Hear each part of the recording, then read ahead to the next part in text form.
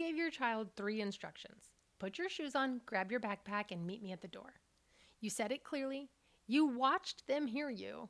Yet 60 seconds later, they're standing in the kitchen with one shoe on, holding nothing, and looking at you like you are speaking a language that they've never encountered before. And you think, are they doing this on purpose? Do they not care? How many times do I have to say the same thing? The answer is they're not doing it on purpose. They are not choosing not to listen. What happened is that the mental whiteboard in their brain got erased while it was supposed to be holding all of those instructions. But they didn't even have the chance to finish step 1 before it's gone. Welcome to the Kairos Bridge. I'm Bethany Haney, and we are in a series on executive function. Today, we are talking about a topic that sometimes we like to label as selective hearing, when really it's working memory. Once we understand working memory, you will never give the same 3-step instructions the same way ever again. So, working memory, what is it? It's the ability to hold information in mind while you're actively using it. Think of it like the brain's mental whiteboard, the temporary storage system that keeps information available long enough to complete a task. So when you ask your child to put their shoes on, grab their backpack, and meet you at the door, all 3 instructions get written on this mental whiteboard, and they need to stay there while they come back and remember, like, okay, what was the next set of instructions? For a child with strong working memory, that's no problem. They're able to manage that. But with a child who has a developing or limited working memory, that whiteboard fills up and then erases under a cognitive load like stress, time pressure, urgency, and then they're left standing in the kitchen panicking with one shoe and no idea what came next. Researcher Alan Badley spent decades mapping the architecture of working memory, and he identified 3 components that work together. The first component he called the phonological loop. It's what holds verbal and auditory information, like the words that they heard, things that get processed through the ears. Then there's the visuospatial sketchpad. That holds the visual and spatial information, like a mental picture. Where are my shoes? Where is my backpack? Where is the front door? Which sometimes is hard on some mornings. And then there's the central execution or executive, which coordinates both of those things together, deciding, okay, what do I focus on first? What do I hold on to? What do I do second? What actions do I take?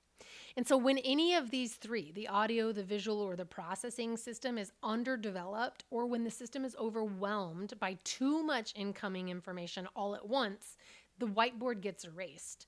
And that child who was supposed to remember 3 things at once remembers 1, or maybe half of 1, or none. And so working memory gaps show up far beyond following instructions. They affect reading comprehension, like holding the beginning of a sentence in mind while reading to the end of the sentence. They affect math, like holding one step in mind while executing the next step.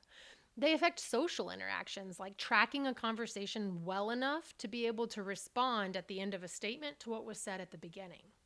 They also affect emotional regulation, like holding the context of a situation in mind while the emotional flood arrives, thinking like, okay, let me just focus on what's happening, let the flood pass.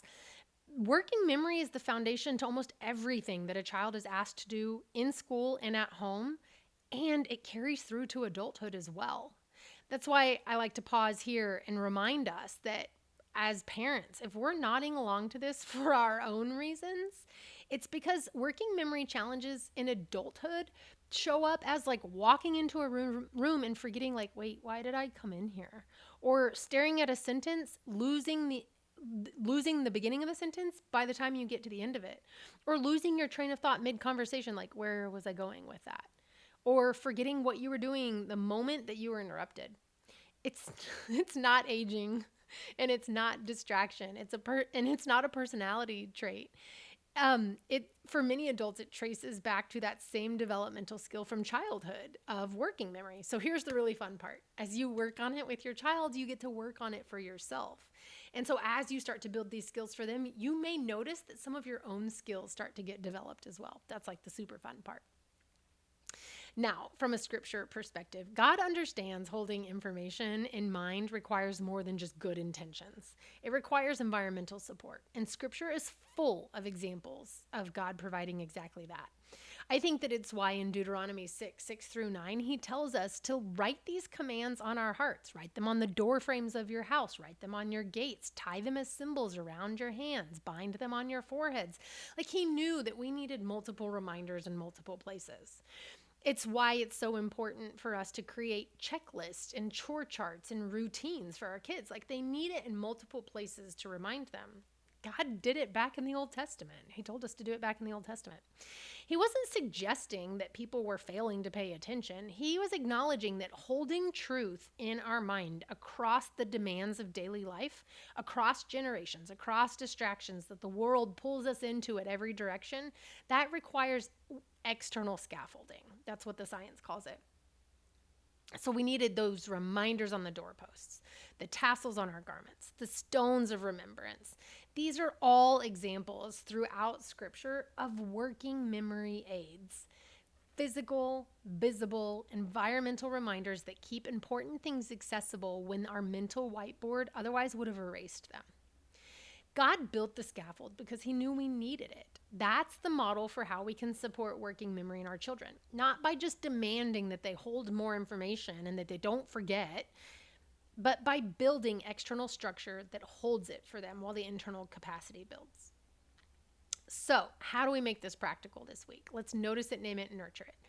First, before you repeat instructions for your child a third time, and sometimes I argue even before you repeat a second time, pause and notice, like, how many steps did I give them at once?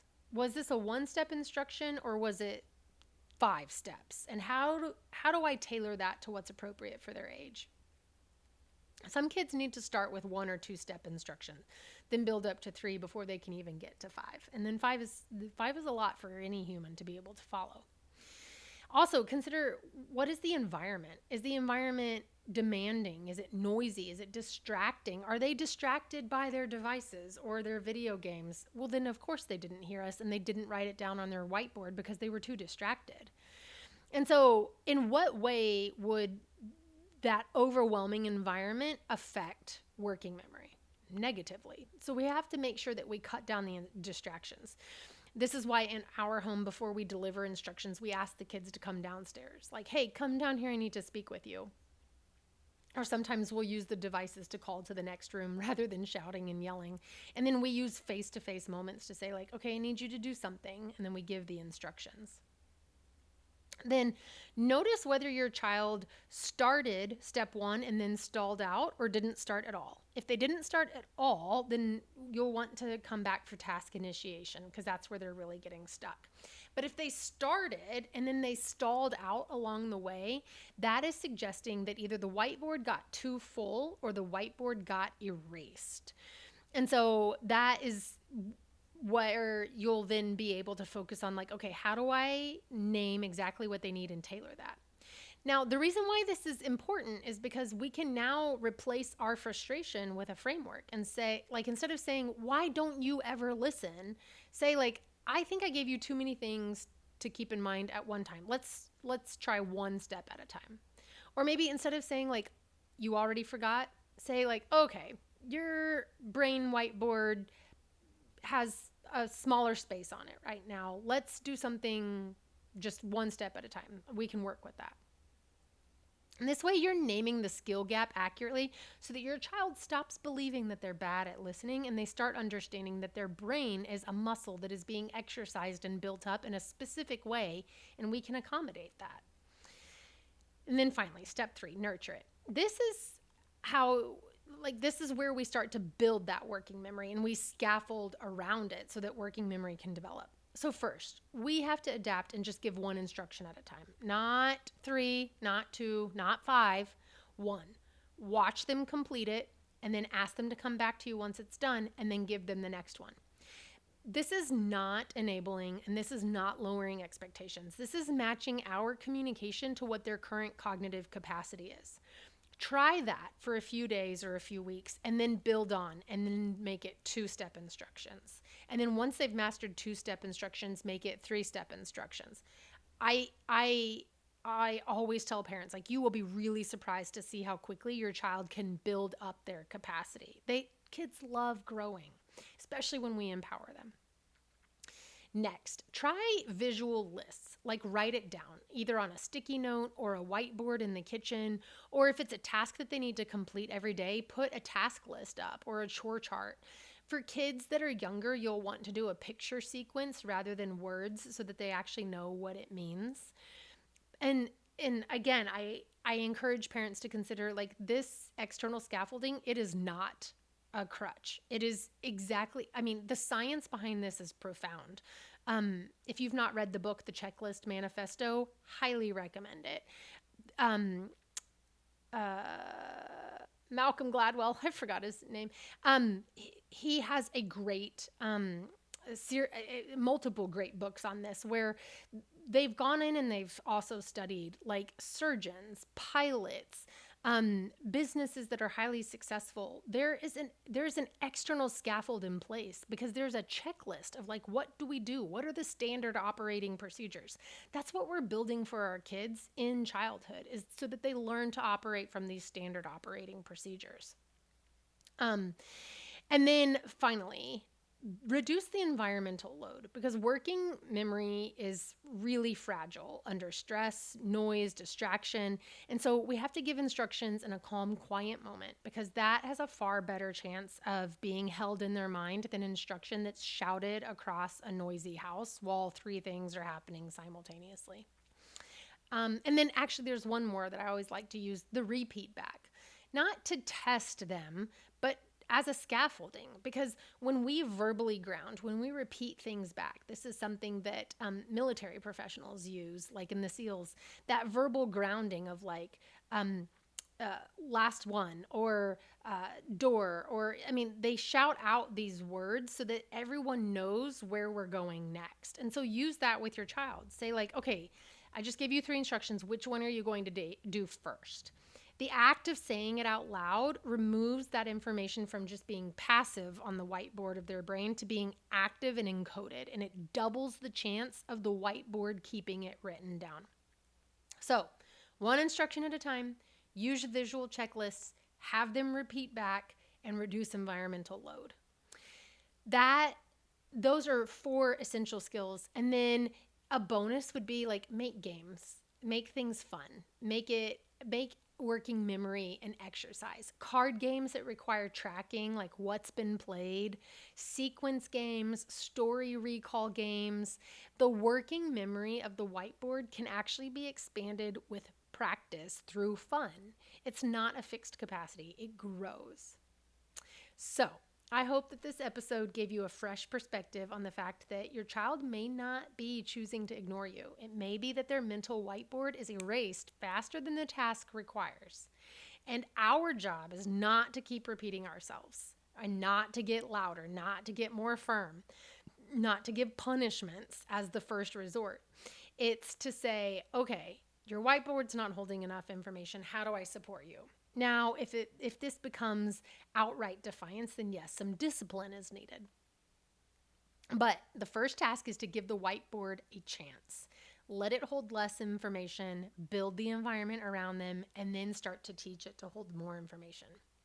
God told us to put commandments on doorposts because he knew that we needed it in prominent places to remember these things. And so we can put instructions around the house and in the kitchen for the very same reason.